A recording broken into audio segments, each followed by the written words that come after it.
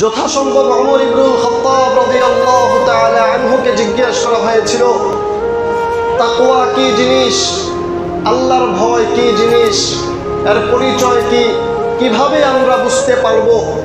হযরত ওমর ফারুক রাদিয়াল্লাহু তাআলা আনহু বলছিলেন, ধরো তুমি এক রাস্তা দিয়ে অতিক্রম করছো, যে দুই রাস্তার দুই পাশে তোমাকে কাটা রাখা হয়েছে, অল্প সামান্য জায়গা তোমার জন্য রাখা হয়েছে পার করার জন্যে, পার হওয়ার জন্যে। এমত অবস্থায় তুমি কিভাবে পার হবে?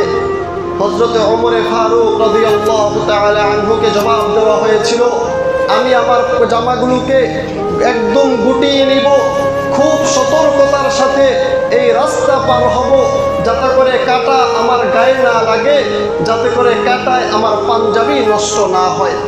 হযরতে ওমর বলছিলেন, দুনিয়া পুরাটা গুনাহ দ্বারা ভরপুর, পুরা দুনিয়াটাকে গুনাহ দ্বারা সাজানো গোছানো হয়ে করা হয়েছে।